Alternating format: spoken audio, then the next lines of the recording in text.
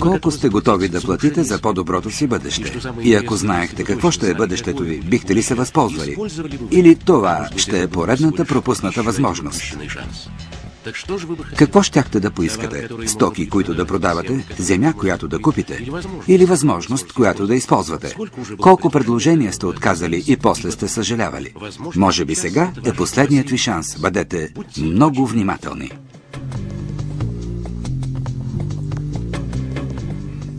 На всяко десетилетие се появява по някое велико изобретение.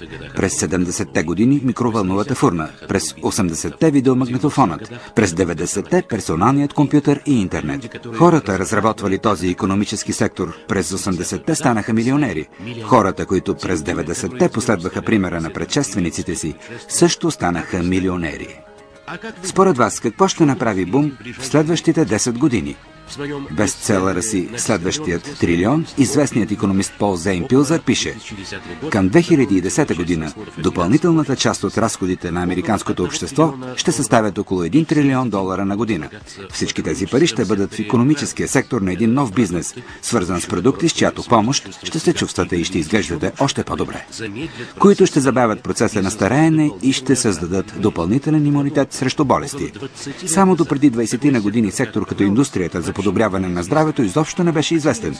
А сега годишните продажби на такива продукти съставят около 200 милиарда долара годишно. Това е половината от сумата, която в Съединените щати харчат годишно за автомобили. През 2010 сумата вече ще е 1 трилион долара, т.е. 1000 милиарда годишно.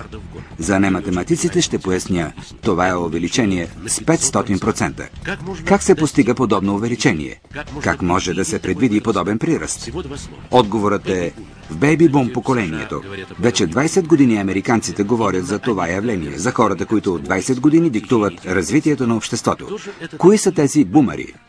Хората, родени по време на демографския взрив в Съединените щати. Днес те са на възраст между 37 и 55 години. Възрастта, в която се печелят най-много пари, но и най-много се харчат. Бумерите са в разцвета си. Тяхна е заслугата за развитието на жилищното строителство и спортното автомобилостроене. Те развиха персоналните компютри и интернет.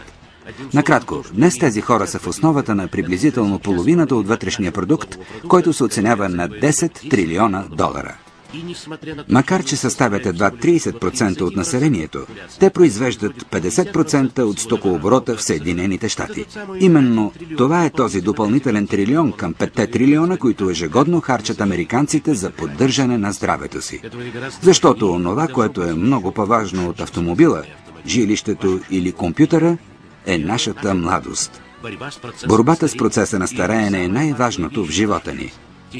В следващите 10 години хората от това поколение само в Съединените щати ще увеличат разходите си за поддържане на здравето си от 200 милиарда до 1 трилион долара. 1 трилион долара е 2,7 милиарда долара на ден, 114 милиона долара на час, 1,9 милиона долара на минута. Невероятна възможност за онези, които го проумеят и за онези, които предприемат нещо по въпроса. Как ти можеш да се възползваш? Имаш 4 възможности. Първата са лекарите, втората производителите, третата продавачите и четвъртата – дистрибуторите. Лекарите и кинезитерапевтите използват натуралните методи за лечение и ще имат голям успех, ако успеят да получат добро образование и ако си сътрудничат с застрахователните институти. И ако не забравят, че времето е пари. Производството е отличен отрасъл, ако притежаваш милиони, които да инвестираш в него. Можеш да станеш менеджер и да се захванеш с доставка. Търговията на дребно е друга добра възможност. Ако имаш пари за франчайз, т.е. да откриеш собствено предприятие и да работиш без почивни дни. Също така можеш да решаваш проблеми, свързани с рекламата на самите стоки и работници. Но има и дистрибуция. През последните 30 години пред очите ни процъфтяват фирми, намерили по-добри начини за дистрибуция, а не за производство. Такива са прочулите се в цял свят Сам Уолтън от Walmart или Джеф Безос от Amazon.com. Какво е общото между тях? Те са дистрибутори.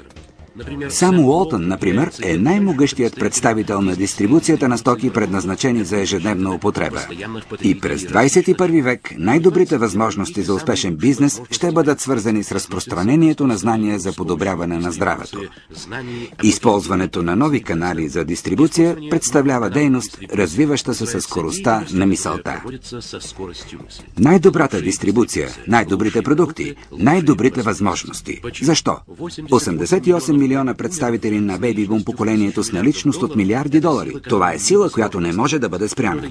Независимо дали карат ролкови кънки или спортни коли, тези хора не искат да остаряват.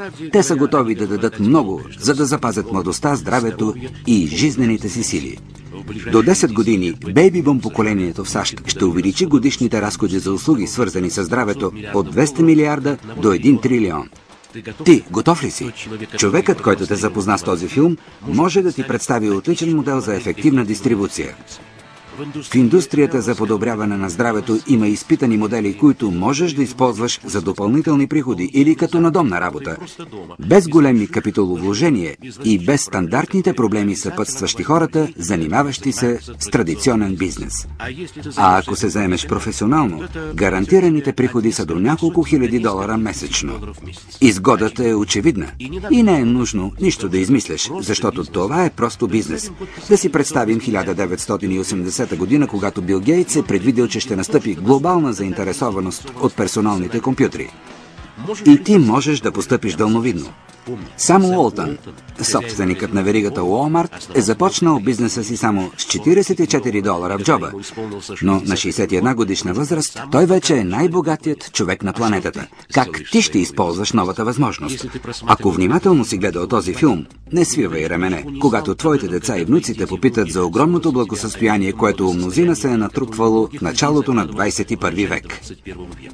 Какво ще им отговориш? Ще им разкажеш стъпка по стъпка как си се възползвал от тази възможност или ще се оправдаваш за безделието си? Статистиката е реална. Фактите са реални. Моментът също. Още колко ли възможности ще бъдат пропуснати по твоя вина?